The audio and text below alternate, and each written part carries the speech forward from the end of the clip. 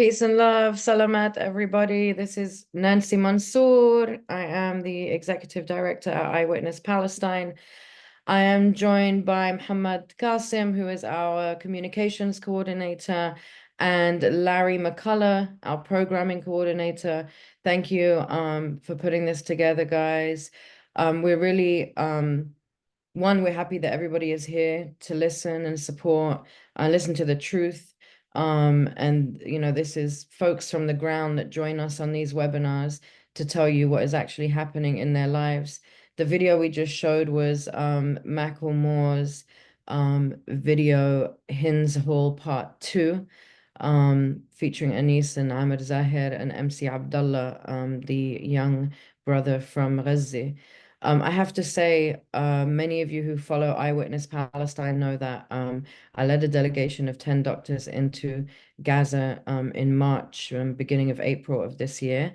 And it is the saddest and happiest place on earth. And the one thing that I saw the most of was children. And so, I want to emphasize, I'm somebody that I don't like the narrative of like women and kids, because our men mean everything to us too. My father means everything to me, my brothers, my uncles, my grandfathers. So every Palestinian life matters. But I just don't understand at this point now that people still are trying to justify what is happening when we have been witnessing a live genocide, mutilated children every single day for the past year. And we don't even have to talk about the past 75 years. They surpassed everything they did combined in 75 years in the last year. And so, I'm really grateful for folks like yourselves that are supporting and at least listening to the truth. So without further ado, I want to just give a little bit of background to our sister Alice Kisiya, who is from Bethlehem. In the recent weeks, we have seen her on the news. Their home was seized, their land was seized, and they were forcefully removed from their land. So I'm going to show you just a couple of videos to give you a little background, and then she will be joining us to talk about the Church of Nations that herself, along with Muslims, Jews, and Christians in the area and beyond, helped build, just in the last few weeks, that was demolished in the early mornings yesterday by the occupation forces. So I'll show you some videos of the demonstrations that happened and the support that they had when they were being removed from their land. And then we will move to Alice to tell you a little bit more. This is the archive for the Israel state. This is the paper that they give to the court, that they have tabo. You can search here. It's not even written. I'm asking Heminata, if you can come now and show your papers, I am ready to leave. If you have one paper proven from the civil administration, I am ready to leave. Just come here and show your papers. Yes.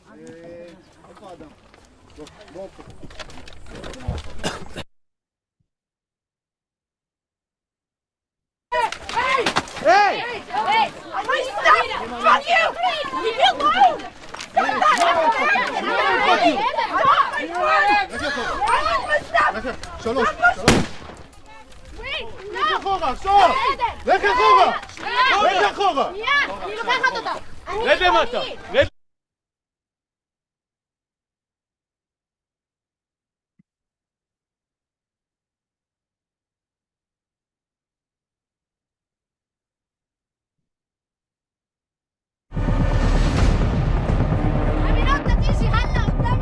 They are using our properties. They are sitting on our table inside our land. They are acting like they are the owners of the land.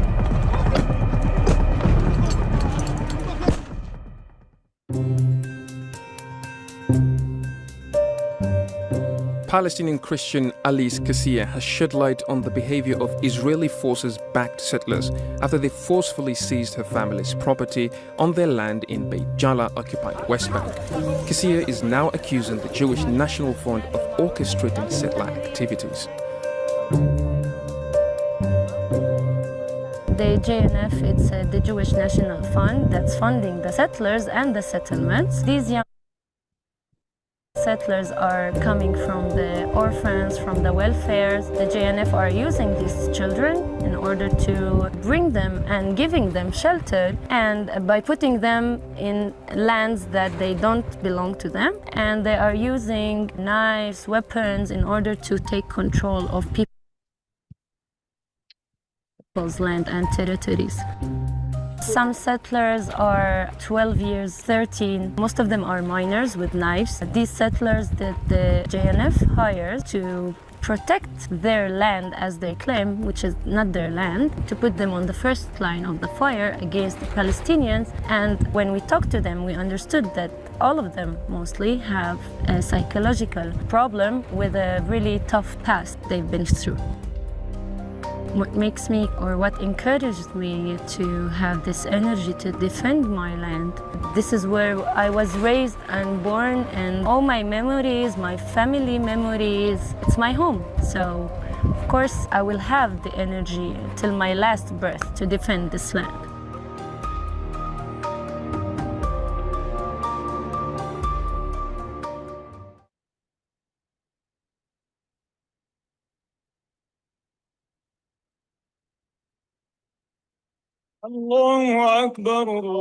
Gaza, Sorry, guys. Autoplay. I would like to just remind folks who are not signed up to our mailing list to please do so. We will put links into the chat in just a moment. Obviously we need support for putting these programs together, and we appreciate it. I also want to say that we will be sharing a link for a GoFundMe that Alice does have. And if you are able to support and donate something, no matter how small or how large, there is a link that will go into the chat in just a moment where you can support the Church of Nations directly. Without further ado, I'm going to invite our sister Alice to tell you more about the unfolding events over the past few weeks and the Israeli forces demolishing the church. Tfaddali, Alice. Hello, good evening. It's almost night here. Thank you for having me and giving me this chance to be here with you. Since I'm using my phone, so I can't see most of you. But yesterday they came and demolished the church that we built on Sunday. On Sunday we had the global interfaith vigils around the world with over than 40, 50 countries were joining us. So I decided to build a church of wood, to be a symbol of symbol representing the existence of Christians in this land, and how connected to this land as well as Palestinians. So we had the Christians, Muslims, and Jews communities. We built it in almost 1 hour. It took us 3 days to build it, like to put it as puzzles. It was so challenging, and I wanted to prove to them that this land is Palestinian and this land is Christian Palestinian. And by setting up a church there, that was so challenging. Actually, they were so surprised, and even my people, my friends, my family, they didn't know that I am doing this. It was a surprise for everybody. I didn't tell this secret. So I wanted to be a really surprise for everyone, at least to do our prayers and vigils there for at least on Sundays. But unfortunately, the next day, the civil administration called us to take over our church. They asked us before that we should take down the cross. Like they asked we should take down the cross without taking down the church, because the second that we take down the cross, they can come and demolish as if it's not a church. But what they did, they took it down piece by piece, just not to mention that they demolished. It's the same concept. Take it down or demolishing, it's the same for us. And the church was made of wood. It doesn't need any permission to be built. It was built on a private land for the Palestinian owners, our neighbors. And it wasn't from cement, so they have no excuse but to demolish and to erase this piece of art. It was a symbol of unity, of love, of resistance, a new resistance that we created as a community who seeks justice and peace together, and who seeks the new ways of resistance by praying, by sharing love and different backgrounds and beliefs together. So it was a very challenging, but unfortunately, I expected that they would demolish it. And by this, I wanted to show the West, the Western communities, the Western countries, that the Israelis and the civil administration and the IOF, they really don't care about Christians. And I think I really delivered this message to everyone. And I think it's time to act, because the churches have so much power that they can control and stop and start to act against the injustice. And as long as we can push further on the Christian entities, on Christian priests, people that we know in power, they can act and they can stop everything. Yeah. Thank you, Ella. If you want, So we'll open up our questions at thank you, the Mike. end of the event. Thanks everybody for joining us. I'm Mohammed Qasim. I'm the communications coordinator for Eyewitness Palestine. Alice and I went to the same college in Cyprus in 2013, and we graduated together. She was a 4.0 student. I was a 3 point something. Alice, I want to ask you some questions. Like, we want to rewind before the building of the church. You told us that building of the church was a symbol of you existing on the land. But can we rewind before to like how it started, when it started?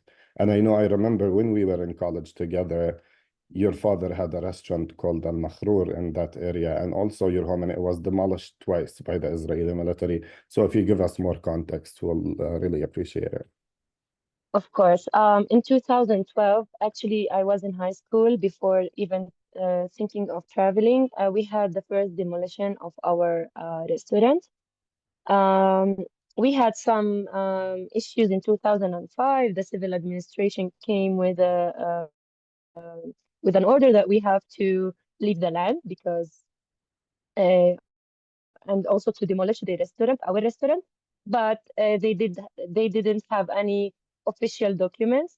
Though they came in 2012, they demolished the restaurant, and the restaurant wasn't really built from cement as well. It was let's say an agricultural building, which is from wood, that wouldn't harm any nature.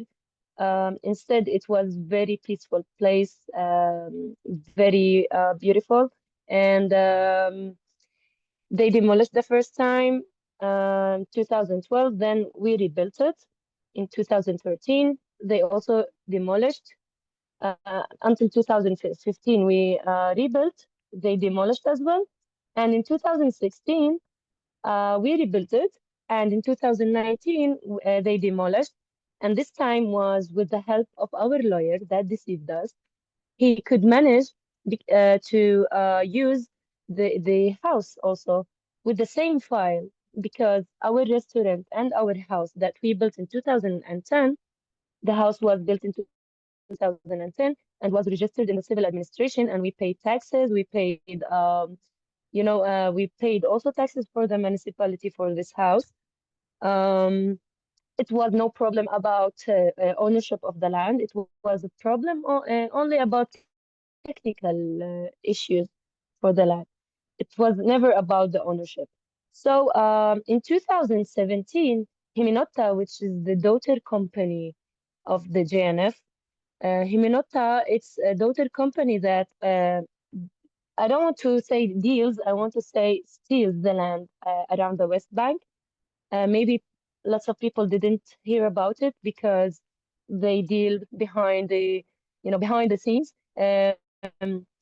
They steal land, they fake documents, and people here, they rely on the lawyers, and the lawyers, they are easily bought, they are easily deceive you, and people, they don't have a legal background about the how to do with the court, with the Israeli court, and some Palestinians even they cannot enter to the Israeli courts. So we've been facing this troubles since many years, more than 15, now it's 20 years. And we've been changing around 7 lawyers. Each lawyer, they just deceive us. They took lots of money. We lost lots of money in this land because each time they demolish, and our will to build and to prove our existence remain, and we build again. And then on the 1st of May this year, the settlers tried to enter the land with no official documents. I called the police, and the police, they kicked them out. But in 31st of July, they made a really good plan with Smotrich. Smotrich support them with this case. They set up Plan B. That when I called the police this time, when they entered, they come and arrested my brother and took him away. And they kept, emptying our land from our things. And after 8 hours, the military came with a closed zone, military closed zone. And because they have no any documents, and we have a document proof our relationship with the land for my father, which we issued since 2014. It's called land registration. So we used this document also within the court, and the judge recognized this document as an official document. But they took advantage of the war, and they start using the military orders in a way to evacuate people from their lands. And since then, we've been fighting back, nonviolent, resisting. We've been asking for our minimum human rights. Many people gathered there from different communities around the world, and from local communities. This place, also the restaurant, was a place of because it's very strategic. It was a place of peace and love. So even Palestinians and Jews used to come there to eat. Even the army used to come and order food from us, and we were a center for everyone, for peace. But with the Smotrich and his government, everything is changing. The racism is getting to the maximum. Yeah, so they decided to kick us out and to take over the land. Currently, For now, what? where's your home now? Are you guys all out of it now, you and your parents? Yeah, after the demolition, we slept in tents for 5 years. Each time they came to demolish the tent, we were moving the tent from place to place in our land, just not to leave the land, not to leave it for them. Though we knew we had court, and they didn't prove anything at the court, and they used the fake document for the land registration. And though in the 31st of July, we were all kicked out, and we are renting now a house here close to that area. But I have a big hope that this thing happened, and God is using our patience just to expose them. And I'm really, I feel positive with this fight because I think otherwise they wouldn't be exposed because I've been in this struggle many, many years and I always wanted to expose them. But I think God has a really strict plan that came up on the 31st of October. Alice, you're an Israeli citizen, right? Yes, I'm Palestinian with Israeli citizenship and French citizenship. And do you think you have some sort of rights that the court will give you, even before Smotrich? Because when we were in college, Smotrich is basically the prime minister of, the minister of, what is he exactly? Finance or something? And Ben Gvir No, is, now he's finance. yeah, and Ben Gvir is the security. But before that, we had the left. They are both war criminals, Yeah, so even it Benny doesn't really Gantz. make sense So, being yeah. in, yeah. Yeah, so the sentiment of one person, no, it's the whole system because Alice is a Palestinian with an Israeli citizenship who is supposedly should have rights within Israeli courts, but unfortunately, she's not granted these rights. Alice, so now moving forward can we talk about your arrest or you don't feel comfortable Yeah. giving? Can you? Sure. Yeah, tell us how you get and yeah, the mic is yours. Thank you. After the last time I was at the land and we succeed to enter to the land many, many times, and I was confronting the settlers, they accused me after 3 days that I was hitting settlers, that I stole cars, that I made lots of things. I don't know, maybe 7, 8 accusations. And one of them also being in a military closed zone. So I stayed in the jail for one night for nothing. And then at the court, it's like they don't really have any proofs. They don't really have nothing against me. So I was released with conditions to be away with a restraining order for my land, from my land, and not to talk to the settlers 60 days, which is better for me. Um, and, and when I saw the court document when I left, I wanted to see who accused me, and I was surprised by the State of Israel who accused me. Not any settlers, not any specific organization. It's the state. So that was surprising. I knew that the state is protecting the settlers, so it's really hard to face it. It's very dangerous, but I'm defending my land, I'm defending my rights, and I'm not doing anything. And I think I will keep fighting with a peaceful way, with a non-violent way, just the opposite that they want. I will show them that the weapon of love and unity is much stronger than the weapon they carry 24 hours to protect themselves. How was the treatment in prison? And also, did you hear of somebody in Makhrour today got attacked or something? Did When anything? today? I think so. It says there was a. Okay, these questions are for later. I'm sorry, but yeah, and so now can you tell us about the church? What was the motives? Where the name comes from? Church of Nations. And just for context, we had Christian Voices Against Genocide, a webinar that we had Eyewitness Palestine 2 days ago, and Alice joined us, and she gave us a tour of the church that she built alongside Jewish, Muslim, and Christian comrades in Bethlehem. And Alice, I remember you said in the webinar that it's a church. I don't think Israelis will demolish it. And I remember I opened my mic and I was like, well, they burnt the Nativity Church when we were younger. So I wouldn't be surprised if they did this to the church. And I'm laughing. It's like, it's traumatizing. It's just like,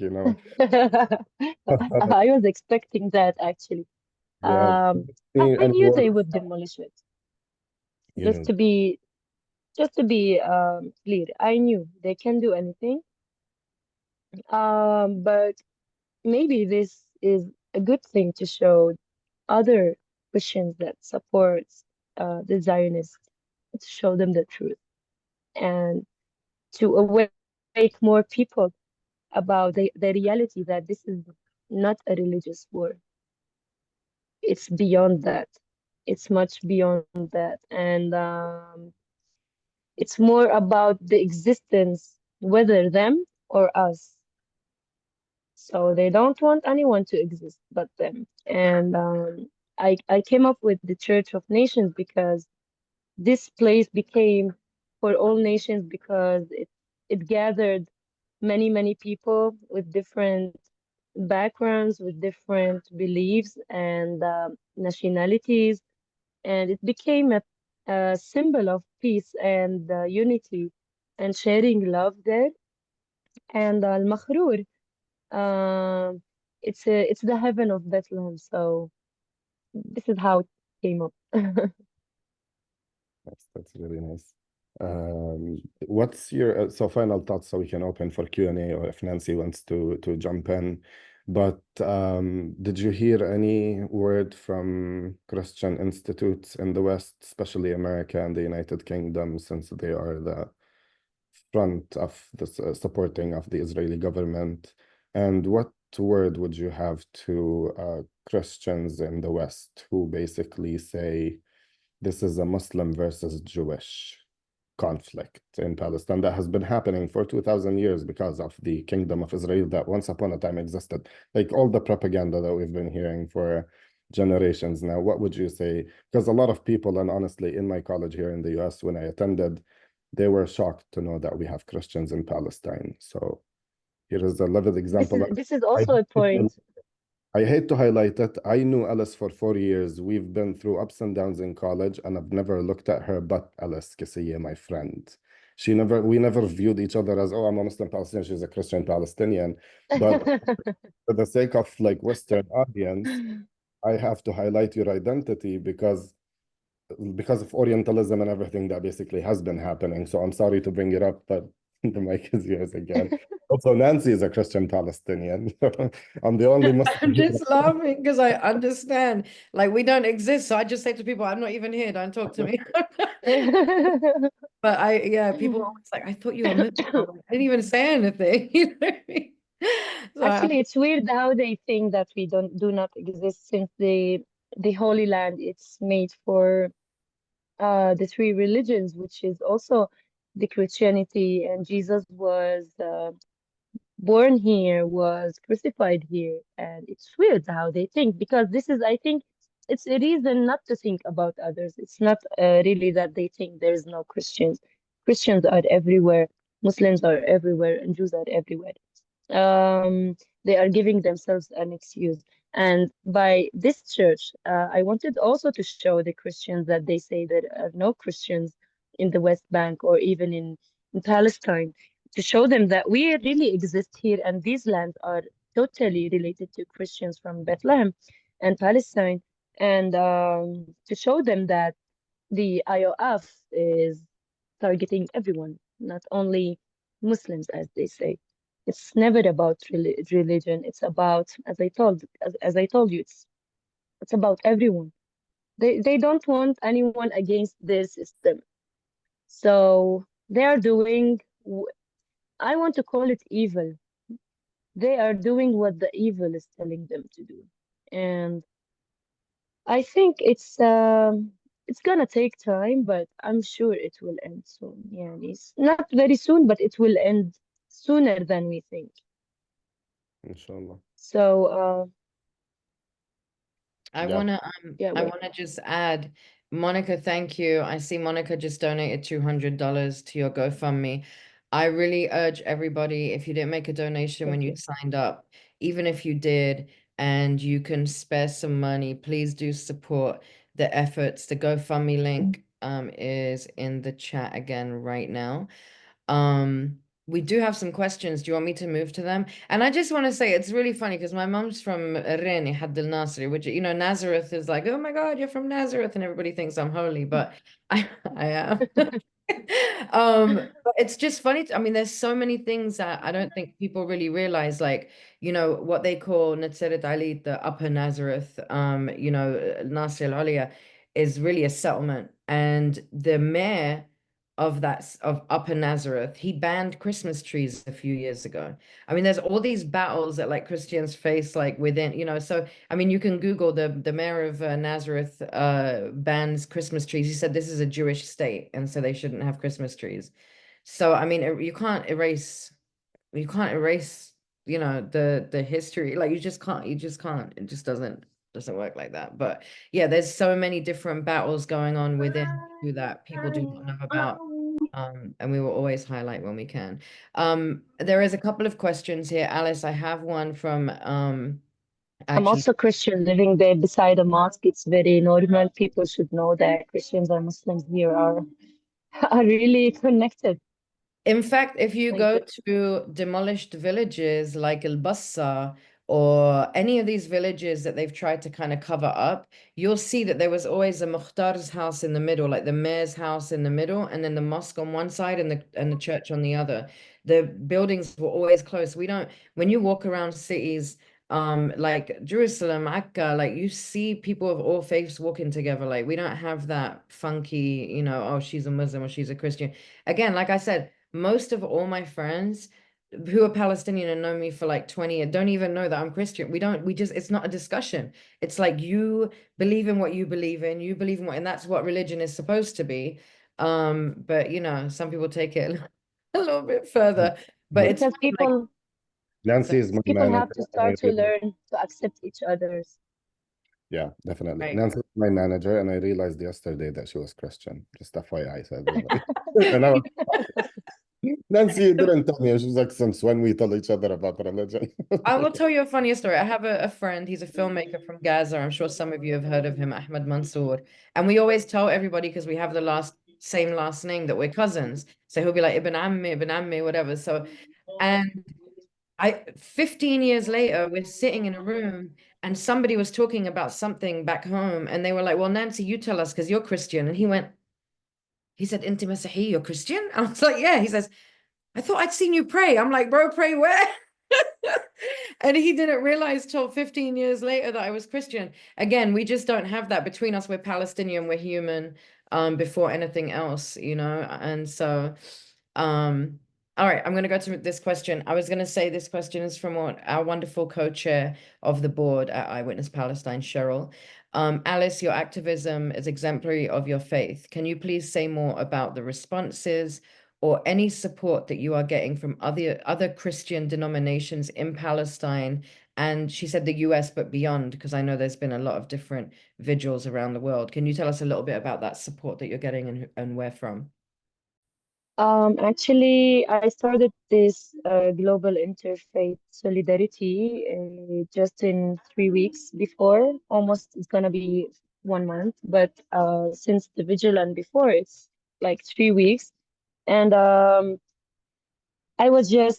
met people on Instagram and on social media, and I saw them that they are really supporting me. They are really showing love, and they really wanted to help. So I came up with this global community.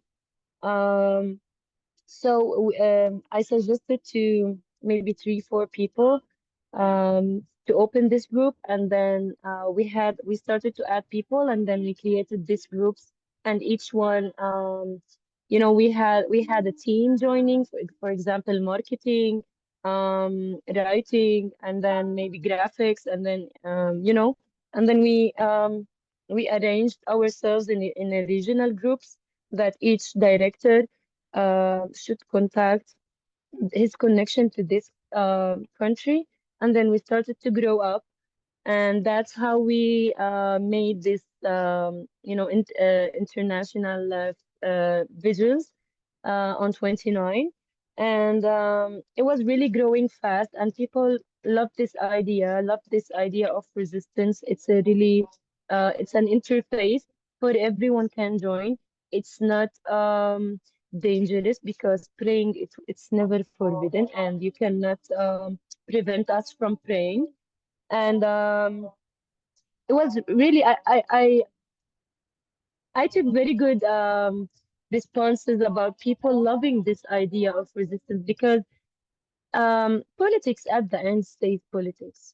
I want to take people to another place to um, maybe create another idea of resistance, which is love, which is unity, to put the politics away. I know it's political, but we can fight it in another way.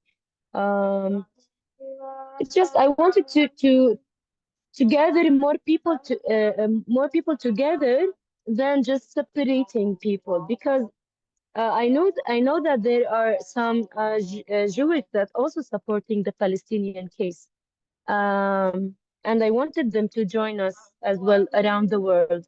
And this is how we build a good community after from all over the world to get, I say the evil hate to see us united. It's like divide and conquer. So I'm just trying to do the opposite. And this way is the only way that we can fight the evil. So I really love this idea, and I love the way how people reacted to this interfaith vigils. Thank you, Habibti. We have a question from Michael. I saw a video in a church yesterday with Reverend Muntar Ishaq. So Muntar, that was in your church that he was giving the speech. So that speech that you saw Yeah. him, he was actually in the Church of Nations that they demolished after that speech. He is such an inspirational figure and a strong advocate for Palestinian Christians like Alice. I am curious to know your relationship, Reverend Ishaq, and his thoughts on the church being demolished. Is there a plan to rebuild?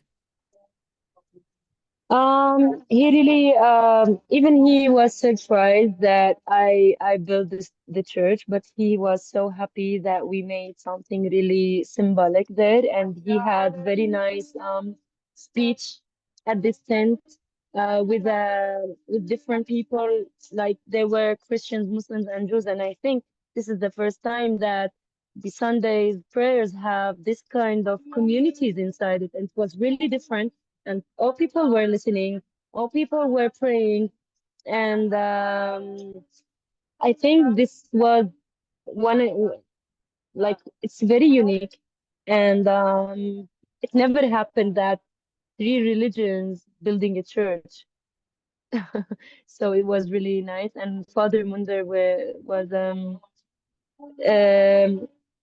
he was supporting me and he's still supporting me, and from the beginning he knows that this case is very important for Christians. So about the church, of course he expected that.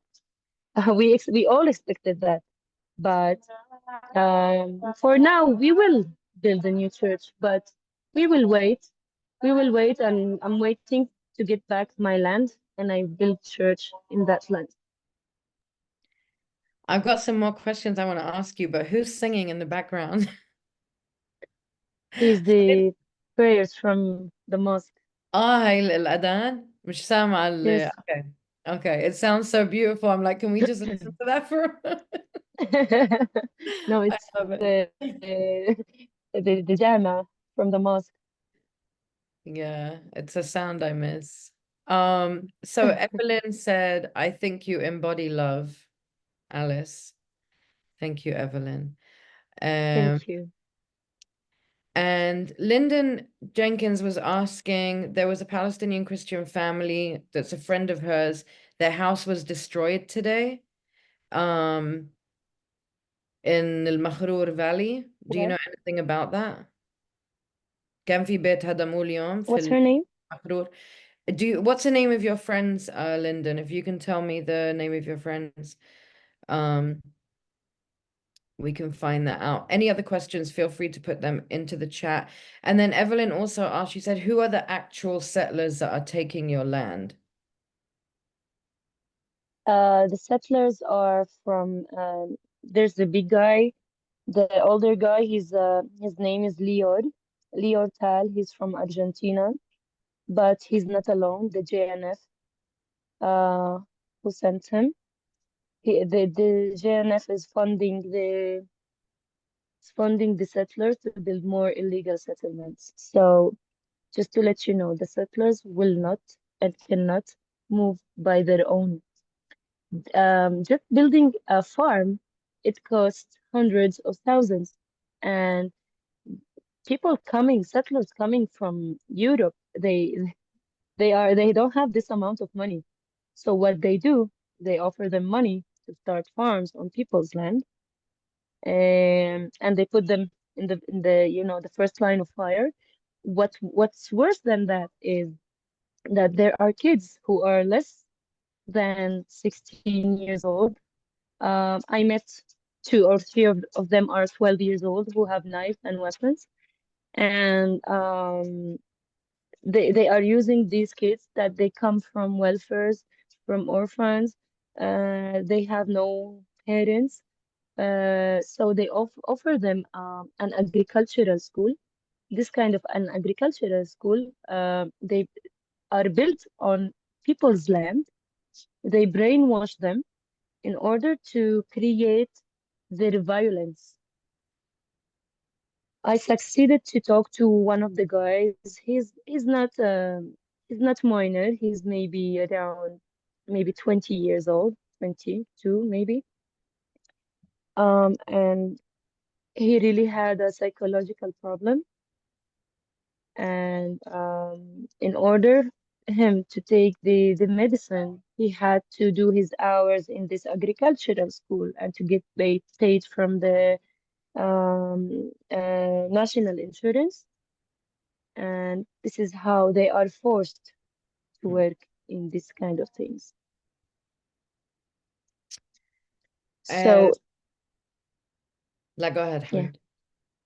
Hamid.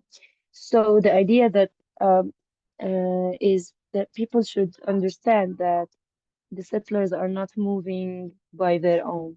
They have big organizations behind them. And if the US and other European countries starts to cut the fund of the GNF, they totally will collapse. They totally will stop building settlements. People should wake up and not funding the GNF because they are collecting money, saying that we are doing good projects, we are building green areas, we are rooting trees, but the reality is different. They are uprooting all of trees. They are uprooting all trees. They are killing animals, and they are so violent against people. And we had seen that some Palestinians were killed because of their lands. And this is what the JNF is funding. So people would face the settlers and the settlers, they really don't get it. They are brainwashed. But if people who are not brainwashed like us stop funding the JNF, it will totally work. Like going to protest, it's really good, but we have to start to work. And working, it's like working on the ground and stop paying them money because they cannot live without money.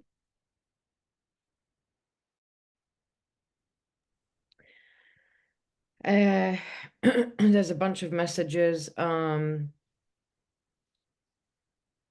Yeah, Susan, you're totally right. The JNF shouldn't be a 501c3. I think there is a movement to get their designation removed.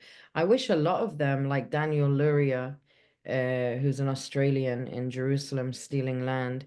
There's a really great documentary called Ultra Zionist by Louis Theroux from the UK, and it really shows you that mindset of how they just really believe that this is promised to them from God, because apparently God was a real estate agent before he was God.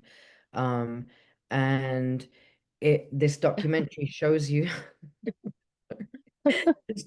this documentary shows you people going to a wedding and then Daniel Luria coming in and taking their home while they're away for the weekend. I mean, it's It's like we're laughing, but I think that's just trauma laughing, you know what I mean? Like I honestly like it's really because it's so we've got past the point of like, oh my God, I can't believe this. And then nobody listens to us. And then it's like, okay, so then we just have to laugh about it.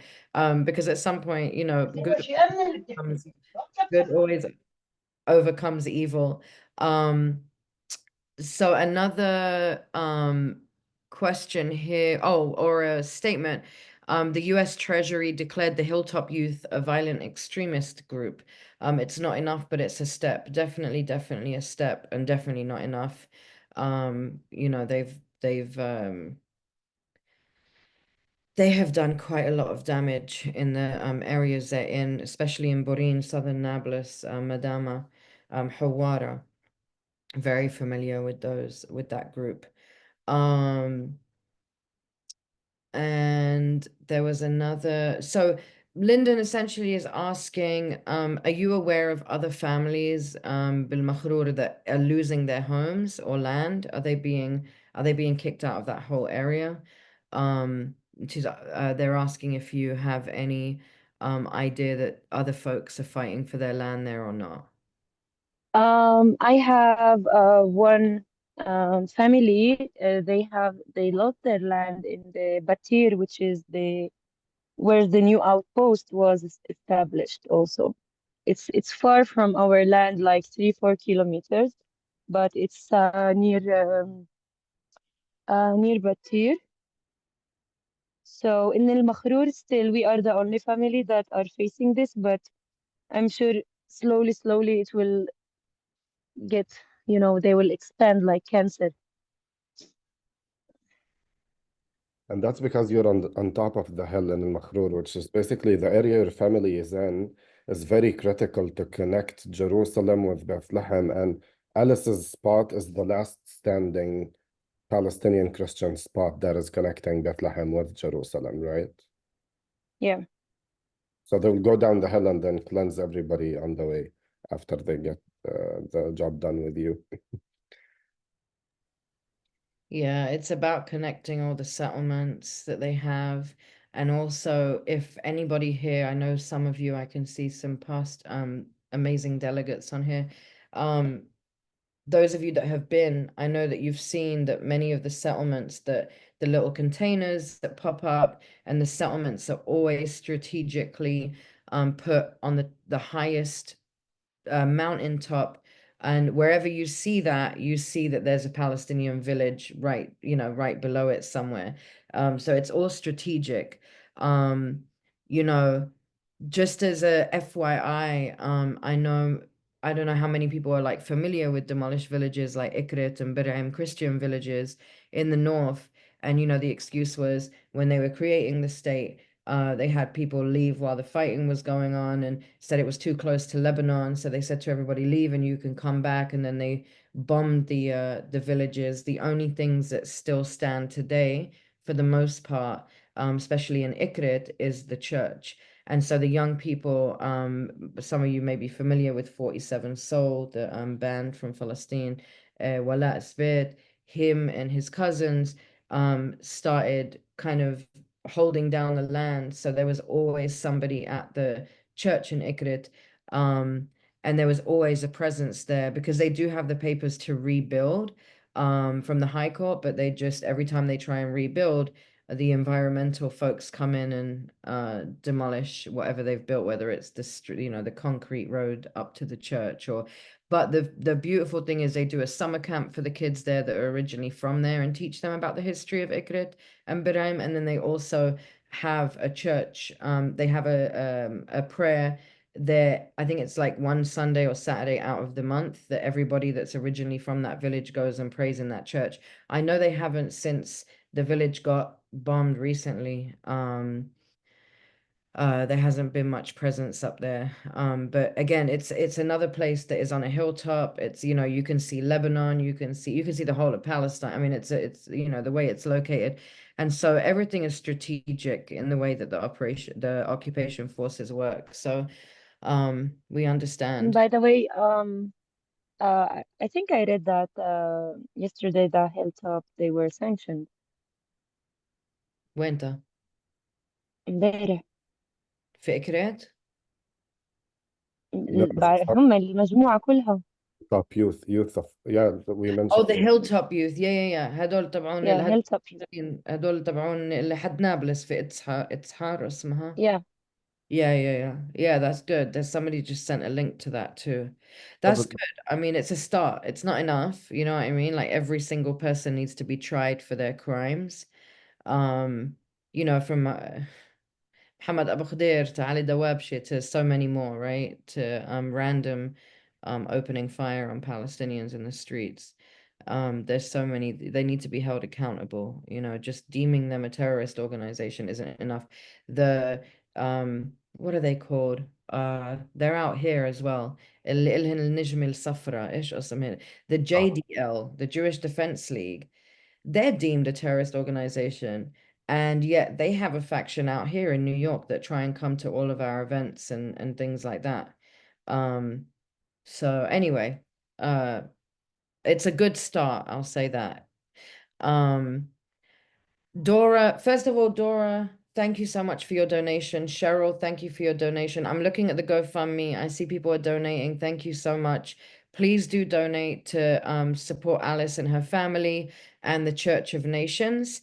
And I'm going to read a message from Dora. In Beit Sahur in 2004, I was volunteering with the Holy Land Trust, and I still miss the church bells and the calls to prayer from the minarets I heard from my bed. I'm a US woman, Ashkenazi Jew, and those sounds touched me deeply as I woke up. A documentary on ultra Zionists convinced my dad that I was doing the right thing. Thank God for that. Beth Myers is asking Tent of Nations, Dahoud Nasser. She's asking if you have a relationship with the Tent of Nations. Are you guys close to them? They no, but we know them, like they are another family, Christian family. They also facing the same since 30 years. They've been going back and forth to court. I know they Yeah. just delayed right recently, yeah. Let's have a look. Carol Abu Musa, what's a good resource to learn more about the Palestinian Christian villages in the area? I don't know much about the ethnic cleansing of Christian villages specifically, whether in 1948 until now. Are there any resources? Are there places that people can learn more about Palestinian Christian villages? I think if you go on Adala's website, you see all the villages, and then in the description, you will see which one was Christian. But when we say Christian villages, it's not exclusively Christian. Like they have, like, for example, I'm from Ramallah, we have a Taiba, it's mixed, right? It's majority Christian, but the history traces back that it was built by Christians. So is Ramallah, the major city in the West Bank, which is like the economy. Maybe Balasan group as well. Balasan. Can you put it in the chat? Wait, let me Adala's check. website as well. It's just adala.org. Yeah, adala.org. They have an archive of all the villages. Wait, let me check the group. Wait. Okay, that's adala.org, and then Alice is going to get us another link. Stephen, we will send out some links definitely. After this webinar, we'll do a follow-up and send you some links that are put into the chat. And then I just want to post, thank you, Susan, for your donation to the GoFundMe as well. I am going to just post the GoFundMe again for folks. And please feel free to share, donate, whatever you can. Do we have I'll share the link. ايش حبيبتي؟ I will just share the link, okay, for Balasan. Also, you can find okay, I found it. So I just want everybody to know right now you're sitting on top of a mountain in Bethlehem with Alice. It's pretty beautiful. So we can just feel like we're there for a few seconds. Yeah, I just sent it. Perfect. It's right there. Belasan.org. Oh, thank you for that, Jeremy. The decolonizer.org, mapping Palestinian villages. That's fantastic. Thank you. And we will, in fact, I don't know if everybody can see that, so I'm gonna just share it with everybody right now. There is another one right there, and that is from Jeremy McLean. Thank you so much. If we don't have any more questions, I think we're going to close out. We will send out a follow-up email. We'll put Alice's Instagram, the Church of Nations, Save Al Makhrour. We'll put some links in there for you, so you guys can follow and stay up to date with what's happening.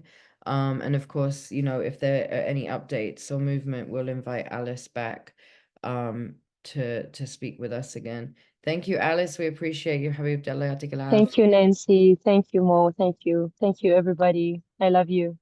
And we appreciate you all. Please go to the GoFundMe and support. And Thank we you will so see much. everybody. Oh, really quick plug. On the 9th of August, we have a webinar with Autism Superhero Palestine. We'll be speaking to parents and folks that have received services from an organization that works specifically with kids with autism and grown-ups with autism in Palestine in the West Bank.